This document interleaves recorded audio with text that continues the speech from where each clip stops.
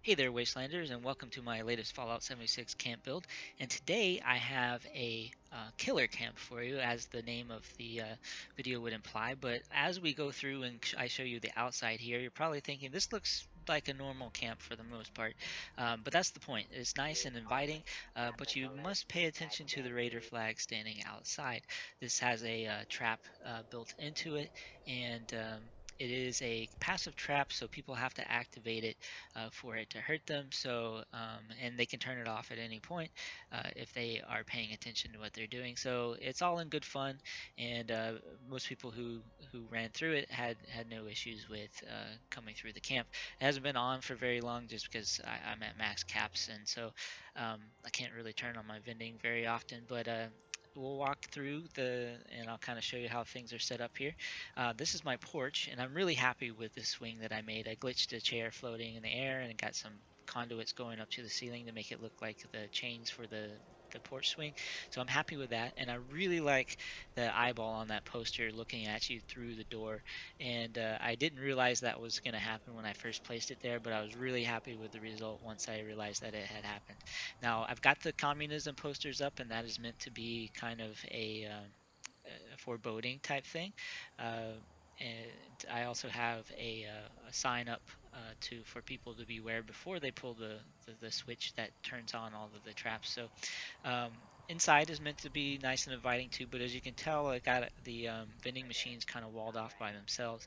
You can only enter through this side door that I'm taking you to now through a pressure plate. Once you walk through there, the pressure plate is depressed and the door closes, and the only way out is either to fast travel or to pull the switch, which opens up the second door inside of this room, but it also turns on all of the traps. So I'll show you real quick how I set up the trap here. And that is actually underneath the floor. I used a trick that I know to get some upper floors kind of floating above the ground here, and so all of those radiation traps are underneath, and they're connected to this power switch, which does have a warning. And if you turn it on, then it opens that door, but all of your radiation traps start to go off. And since I put so many, it does put out a pretty heavy dosage of radiation. Now we'll move upstairs, and I'll kind of give you an overview of that, but it'll also show you the second part of the trap. So just getting through the door isn't beating the trap. Now up here is inspired by the Beckett quest.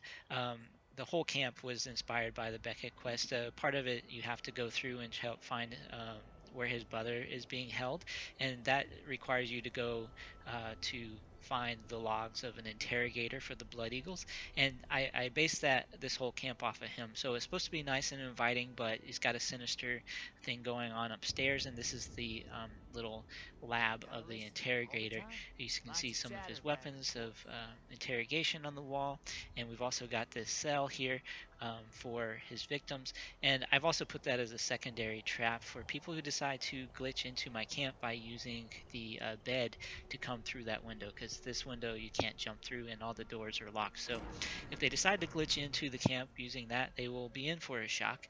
I've got Tesla coils attached to pressure plates, both on this electric chair, which is fitting, and also sitting on the bed. So if they come in through the window, it activates that pressure plate, and they're going to get a little bit of jolt from that Tesla coil.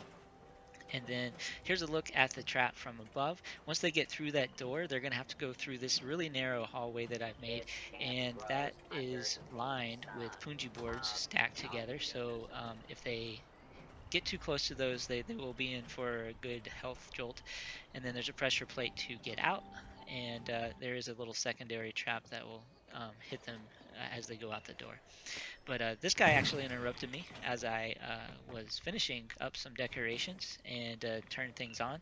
I was able to escape because I was stuck in the room while I was building. But our friend here was not so lucky. I found him on the floor as I got through, and as you can tell, I got mixed results with how people interacted with the trap. This guy couldn't figure out how to get out of the room, and eventually he finds the switch. There we go. And then he's actually able to successfully navigate the hallway, but that was when at early stages, and the spike board traps were not completely set up at that point. So he was able to get through no problem. This guy, he was really smart. He learned how to read, and then he decided to fast travel out. So uh, didn't catch him, but that's the whole point of the trap. And then this guy, he turned on the trap. He looked down the hallway and decided that was not for him, so he turned it off.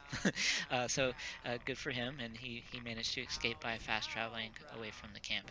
And then this is my friend. He did a walkthrough for me. I was trying to make sure that everything was set up correctly once I had it finished. And he comes through. He turns on the emitters, and he attempts to run through our hallway, but he is unsuccessful. So it can be deadly, but everybody was a good sport that had come through at this point. So let me know what you think in the comments, and thank you for watching.